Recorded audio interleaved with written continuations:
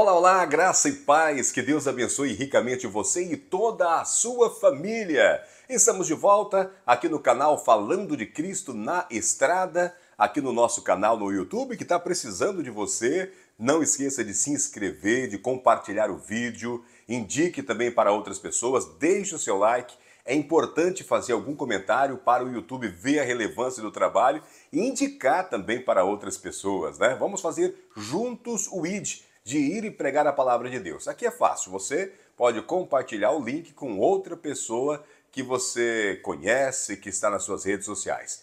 Cumprimento também os amigos que estão assistindo através da nossa página da Rádio Web Falando de Cristo na Estrada no Facebook. Essa página que é bem alimentada pela minha esposa, Dona Vilma, não está comigo, estamos aí distante uns 700 quilômetros. Ela está lá em casa, em Rolim de Moura, e eu estou em Nova Mamoré, uma cidade bonita, e estou dentro do quarto do hotel. A van está lá no estacionamento na frente, mas há uma lanchonete do lado, então estava tendo muito barulho e eu decidi gravar aqui dentro do quarto para a gente bater esse papo sobre a Bíblia Sagrada, né? Mas já estou com saudade de casa, tá? Já estou com saudade da minha esposa.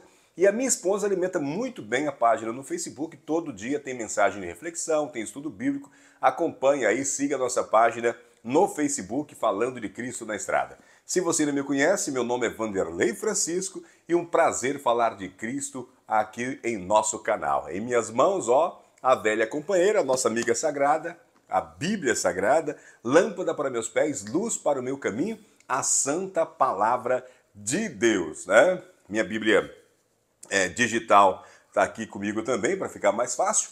Manual de estudo também aqui em minhas mãos, né?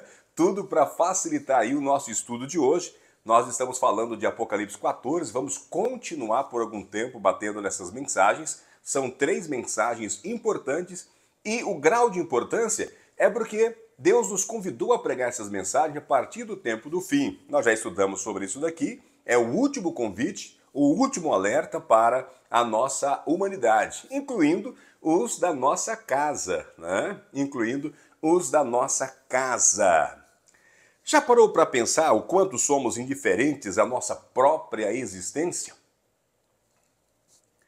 Quantas vezes nos fazemos a famosa pergunta filosófica: por que existe algo em vez do nada?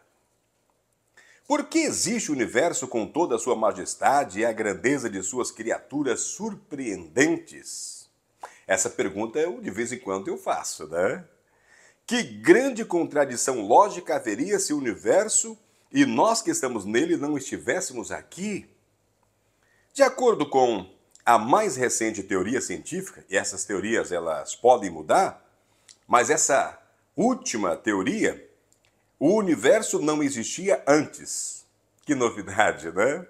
Em outras palavras, a nossa existência seria acidental e seria um milagre estarmos aqui.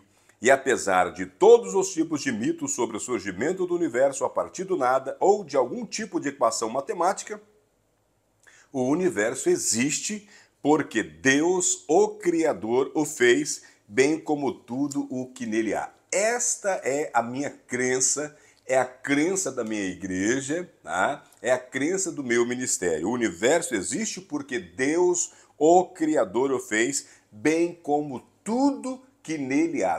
Tudo que há no universo foi feito por Deus. Então o título do tema desse vídeo é Adorando o Criador. Vamos orar?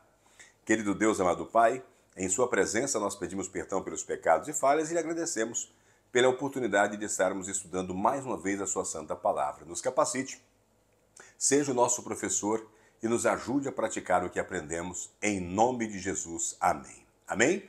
Mais uma vez, que Deus abençoe você e toda a sua família. O verso para memorizar, aquele famoso que eu peço, né, para guardar aí na cacholinha, está em Apocalipse capítulo 4, verso 11, que diz: Tu és digno, Senhor e Deus nosso, de receber a glória, a honra e o poder, porque criaste todas as coisas e por tua vontade elas vieram a existir e foram criadas. Amém? É um texto lindo, mas um texto forte e um texto indicativo, né, de quem é digno de receber toda a glória, quem é digno de receber toda a honra, todo o poder, e o indicativo por quê? Porque criou todas as coisas, né? O nosso Deus é o Criador de todas as coisas. Um Deus que ama, um Deus que se preocupa e que manda a mensagem direta para você e para mim, como essa que nós estamos estudando, né? Nós estamos vendo aqui em Apocalipse 14, verso 6 diz: vi outro anjo voando pelo meio do céu. Nós já estudamos aqui que esse anjo é de mensageiro, de maneira individual, eu e você, e a igreja, né, ela é enviada para pregar o evangelho eterno, tendo o evangelho eterno para pregar. O evangelho eterno é a Bíblia, de Gênesis a Apocalipse, tá? Não podemos acrescentar e nem tirar nada da palavra de Deus. Aqui tem o plano de salvação desenvolvido pela Trindade antes da fundação, antes que houvesse pecado, ok? E nós temos que pregar essas boas novas, né, do evangelho também para outras pessoas. Quem deve receber essa mensagem? Todos que se assentam sobre a terra, a cada nação, tribo e língua, povo, e dizendo em grande voz. Não é para sair gritando, né? Mas é em grande voz, é da importância, né, da ênfase. Temei a Deus. Nós já falamos aqui o que significa temer a Deus. Esse temor não é de medo, mas é de respeito, de obediência. Teme a Deus, obedeça a Deus, né? Respeite a vontade de Deus, né? E dando-lhe glória. Como é que dá glória a Deus? Já estudamos. Se você acompanha o nosso canal, já viu nos vídeos anteriores que nós damos glória a Deus com a nossa atitude prática, o nosso testemunho, né? Nós damos glória e glorificamos a Deus, como Paulo diz, através do nosso corpo, né? E o nosso corpo em todas as suas expressões, tá? A nossa mente passa a ser a mente de Cristo, o nosso jeito de falar, o nosso jeito de tratar as pessoas, essa glória que vem de luz, né? Nós passamos a se aparecer mais com Cristo, né? Ter mais aparência de Cristo. Aliás, cristão é ser isso, né? Cristão é aquele que segue a Cristo, que caminha com Cristo, mas vai pegando o jeito de Cristo, né? Aquela perguntinha que eu disse para vocês em outros vídeos, o que Jesus faria nessa situação, né? Com a ajuda do Espírito Santo, então, nós vamos se moldando mais à aparência de Jesus Cristo. Isso é glória. Por quê? Porque a partir desse tema aqui, ele diz, porque é chegado a hora do seu juízo. Quando nós lemos a Daniel, a gente vê que tem uma data específica para começar o juízo de Deus, né? Ali, quando termina as 2.300 tardes e manhãs que o santuário seria purificado. E lá em Apocalipse, nós temos ali a presença do Deus Pai, né, no trono, no capítulo 4, e no capítulo 5, a introdução do Filho, onde João estava chorando, perguntando quem era digno de receber o livro, né, de abrir, arrancar ali, ou desatar, ou quebrar os 7 selos, e Jesus Cristo é apresentado, e ele recebe toda essa glória também, né?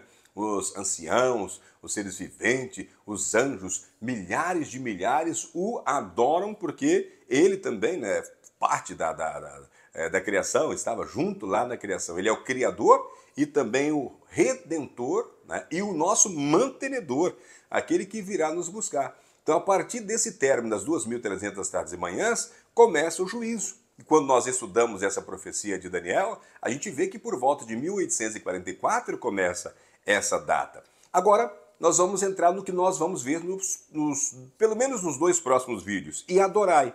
Adorai quem? Aquele que fez o céu, a terra e o mar e a fonte das águas. Olha, essa data de 1844, ela é muito importante. Mas muito importante mesmo, tá? A data de 1844 é conhecida também como o grande desapontamento dos mileritas, né? Irmãos de várias denominações, né? Que ali um estudo do irmão Batista Guilherme Miller chegaram à conclusão que Jesus viria em 22 de outubro de 1844 para buscar os seus aqui na Terra, né? E Jesus não veio, houve o grande desapontamento. Esse grupo se dividiu em vários grupos, né? E um grupo permaneceu estudando a palavra de Deus, né? Onde é que nós erramos nesse estudo? E aí, o Espírito Santo iluminando eles, eles entenderam que eles haviam errado, não na data, mas no evento, tá? Que nessa data, então, de 1844, iria acontecer assim, a purificação do santuário, como o santuário aqui da Terra tinha um ano, né, para ter também ali a sua expiação, uma vez por ano, era necessário que o santuário celestial também tivesse, porque o daqui da Terra era cópia, né? Era um simbolismo, tá? Que Deus havia pedido para que Moisés desenvolvesse aqui. E essa data de 1844 é importante, porque quando você vê, você vai para a história, o darwinismo, né? Vai nascer também por volta dessa época. Nietzsche traz as suas teses, as suas teorias também por volta dessa época. Karl Marx, né, traz também as suas ideias, as suas teorias também, tudo ali por volta de 1844, tá? E nesta lição que nós estamos estudando aqui, ó, eu estava até comentando com o presbítero Aguinaldo, né, meu companheiro de viagem, a nossa lição, elas são feitas geralmente muitos anos, né, antes de ser publicada. E eu estava falando sobre as 3 mensagens do Apocalipse que nós estamos estudando este ano. Os irmãos adventistas já estudaram, já estão terminando aí a lição de Efésios, né? O autor da lição, ele vai trazer um comentário importante. Então, esse vídeo hoje, como que vai mudar? Né? Eu tinha muitas outras coisas para a gente estudar, mas esse vídeo de hoje eu quero trazer o que o autor escreveu, porque que é importante a definição, né, de qual é o Deus que devemos adorar, que é o Deus Criador, né? Porque por volta de 1844, muitas outras teorias elas também entram na escola, né, nas universidades e vai parar também dentro da igreja. Tá? O mundo do cristianismo, na época chamado cristianismo moderno, né, vai acatar muitas dessas teorias e hoje ela está realmente se alastrando e se propagando. Quais são? O autor ele diz assim, olha, 3 eventos marcaram o ano de 1844. Em 15 de outubro, antes do grande desapontamento, em um piedoso lar luterano na Alemanha, nasceu Friedrich Nietzsche. Né? Então Nietzsche, ele nasce ali em 15 de outubro, ele vem ali de uma família luterana na Alemanha. E Nietzsche se tornaria um ateu influente. Né? Ele se torna um ateu e um ateu influente, acreditando que Deus estava morrendo no Ocidente. Nietzsche protestou contra a influência moral da religião cristã, depreciando-o como uma, abre aspas, moralidade escrava. Palavras de Nietzsche. Né? A moralidade dos fracos, que para se proteger dos mais fortes, inventaram ideias bobas como, abre aspas, os seus inimigos. Para Nietzsche, a modernidade precisava ir além das nações de bem e mal. Em seu livro Assim Falou Zaratustra, um personagem declara: esmague as velhas tábuas da lei, referindo-se aos 10 mandamentos. Né? Então Nietzsche ele vai trazer isso quando? Ele nasce ali em 1844. Tá? Em 1844 também, esse personagem aqui é conhecido, Karl Marx escreveu a obra Manuscritos Econômicos e Filosóficos de 1844, e esta obra foi publicada em 1932 pela União Soviética. Mas essa obra conhecida ela foi escrita também em 1844. Tá? E repito, foi publicada em 1932 pela União Soviética. Os manuscritos mostram o desenvolvimento inicial da ideologia de Marx, que defendia uma realidade materialista que se movia por etapas econômicas até que os trabalhadores do mundo se unissem, destruíssem seus opressores capitalistas e criassem uma utopia na Terra. Então vocês estão vendo aí que grandes acontecimentos acontecem aí por volta de 1844. O ano de 1844 também foi importante para Charles Darwin. O ensaio de 1844, ele produziu uma das primeiras expressões da teoria evolutiva. Somente em 1859, com a obra Origem das Espécies, Darwin publicou a teoria de que a vida na Terra teria surgido de um ancestral comum por meio de processos naturais e acidentais. Vocês estão percebendo que quando o Espírito Santo, né, o próprio Jesus conversa com João ali na ilha de Pátimo e ele vai pedir para escrever essas 3 mensagens angélicas, né? E elas seriam para o tempo do fim, né? O tempo do fim, segundo as profecias de Daniel, começa aí por volta de 1798 e o tempo do juízo, 1844, né? A gente já sabia desses acontecimentos. Então, agora eu quero falar, eu não posso falar em nome da sua igreja, eu não sei qual é a teoria que vocês defendem, mas vou falar em nome da minha, Adventista do Sétimo Dia. Contra Marx, o movimento Adventista do Sétimo Dia proclama que o conflito entre Cristo e Satanás não é um fluxo materialista. Explica a história que terminará não em uma utopia comunista, mas no estabelecimento sobrenatural do reino de Deus. Tá? Então, a teoria adventista, né, nós somos historicistas, nós acreditamos ali, Daniel capítulo 2, a visão de Nabucodonosor, a revelação de Deus dada a Daniel e repassada por ele. Né? Quem era a cabeça de ouro? Era o próprio Nabucodonosor, rei de Babilônia, mas ela não seria eterna. Né? Ele quis se perpetuar, mandando fazer aquela estátua lá no campo de Dura, uma estátua inteira de ouro, mas Daniel disse para ele que não, né? Que haveria uma sucessão de reinos. E houve os medos e os persas, depois a Grécia, né, de Alexandre o Grande, né, depois nós tivemos Roma imperial, a que mais dominou por muito tempo, e ali por volta de 538 ela se rui, né, ela acaba e começa a supremacia papal, mas também dentro do que chamamos de Roma agora eclesiástica, né, ou Roma papal, que tem uma supremacia até 1798, né? Começa em 538 e vai até 1798, né? Agora, a única coisa que falta disso daqui, que está ali em Daniel capítulo 2, da sucessão de reinos, é aquela pedra cortada sem auxílio de mão, né? Essa pedra iria destruir todo esse reino.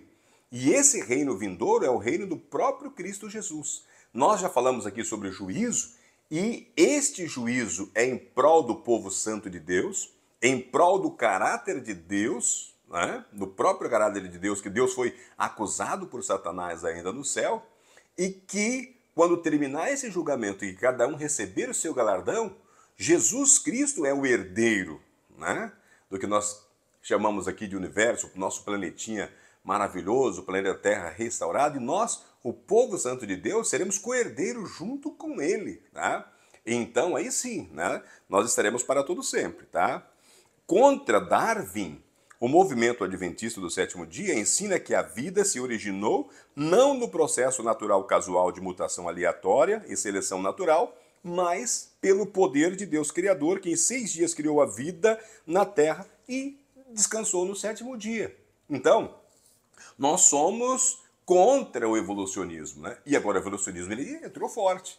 Não há uma escola sequer que não tem em sua matéria o evolucionismo, né? Nós somos criacionistas. Tem até aquela brincadeira. Quando se pergunta a algum criacionista quem veio primeiro, o ovo ou a galinha, ele já fala, primeiro a galinha, né? Depois o ovo, né?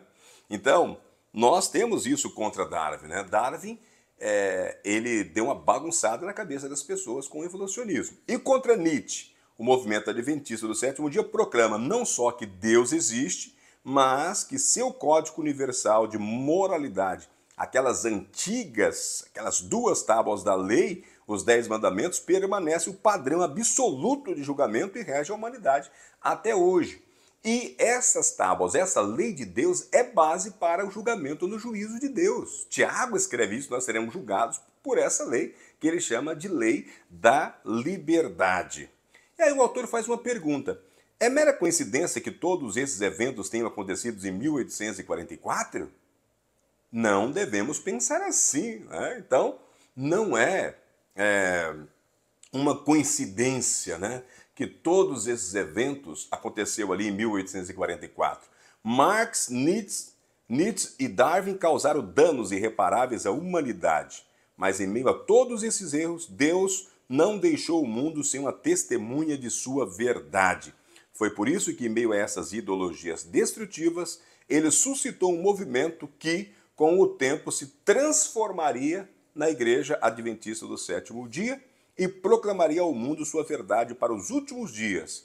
as 3 mensagens angélicas. São mensagens que, em sua essência, refutam os erros equívocos promovidos por esses 3 homens terrivelmente enganados. As 3 mensagens angélicas são, em certo sentido, instruções para o avanço da igreja.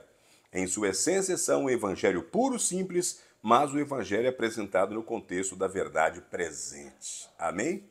Bom, quando eu cito aqui a igreja Adventista do Sétimo Dia, tá? Não porque eu sou exclusivista, é porque eu não gosto de citar uma outra igreja que eu não conheço a doutrina. Eu cito a minha porque a minha igreja eu a conheço, né? Então eu tenho uma certa liberdade de dizer que essa é uma das defesas que a Igreja Adventista do Sétimo Dia faz. Agora, não é também uma defesa passiva, né? Tanto é que essa lição ela foi estudada por mais de 22 milhões de adventistas ao redor do mundo, né? E aqui o nosso canal, nós estamos tendo o privilégio de dividir com vocês a importância desta mensagem, ou dessas 3 mensagens de Apocalipse 14. E eu vou estar me aprofundando mais com vocês, né, a respeito delas, tá? Viu como que mudou o estudo de hoje? Eu tinha programado entrar aqui no estudo, trazer para vocês sobre o porquê que nós devemos adorar o Deus Criador,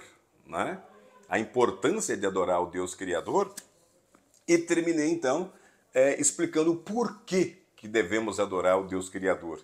E por que dessa data ser uma data tão importante que nós chamamos de Tempo do Fim, 1798, e a Hora do Juízo, 1844, que acontecem essas coisas aí que eu citei, né? Darwin, Karl Marx, Nietzsche, o milherismo, né? Pregando a volta de Jesus Cristo, a grande decepção, o nascimento da Igreja Adventista do Sétimo Dia a partir de 1865, né? E cá estamos nós para convidar a você para que nos ajude a pregar a palavra de Deus. Tá? Conte para todo mundo do Evangelho Eterno. O Evangelho Eterno é isso daqui, ó, é a Bíblia Sagrada. Esse é o manual do crente, o manual da salvação, né, que Deus deixou para mim e para você também. Vamos estudar juntos? Bom, vamos orar e vamos agradecer a Deus, e no próximo dia a gente vai falar então sobre adorando o Deus Criador, tá? E esse Deus que é tão poderoso para criar todo esse universo é o mesmo Deus que se fez homem e veio habitar entre nós. E como homem se fez servo, como servo se humilhou até a morte de cruz. Foi obediente, né, até o último momento, tá? E a única maneira que nós podemos dizer que reconhecemos e entendemos é adorando o Deus Criador, que apesar de tão grande, está aqui em nosso meio. Se você permitir, estará na sua casa, e se permitir, estará dentro do seu coração. Amém? Querido Deus, amado Pai, mais uma vez te agradecemos pela oportunidade de estudar a sua santa palavra, pelo privilégio de pregar a sua santa mensagem, o Evangelho eterno, o Evangelho que salva. Nos dê força através do Espírito Santo, Senhor. Nos capacite e continue com cada irmão e irmão aqui representado. Derrame a sua bênção, o Senhor conhece cada coração e cada necessidade. Nós nos entregamos e entrego todos esses em tuas mãos, em nome de Jesus. Amém. Amém? Que Deus abençoe. Pense nisso, um forte abraço e até o nosso próximo estudo.